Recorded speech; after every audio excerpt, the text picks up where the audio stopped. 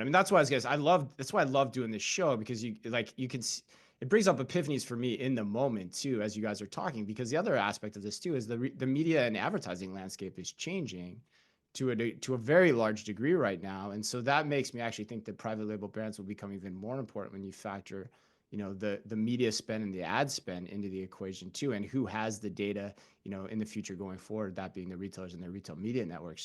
So yeah, really interesting when you start thinking about all the angles at play here that I've never thought about from a private label brand perspective. So Well, wow. All you bring up right. another yeah, you Yeah, bring go up ahead. another good point though, Chris, in terms of media.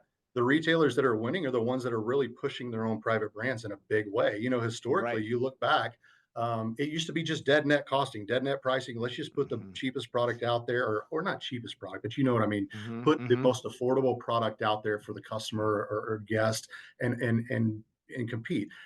What they didn't do at the time was promote it very well. They didn't get out in front of it. Hmm. There wasn't a lot of dollars reserved in the costing there to push it either on e-commerce or just in traditional, in cap or promotional activities that were happening in the stores. So I think Yeah. that that shift is changing quite a bit on the retail landscape. When you look across all these brands, the brands are real or the retailers are realizing that there is a big profit grab in pushing their own private brands out there in a much more meaningful way, and so they're getting behind them a lot more.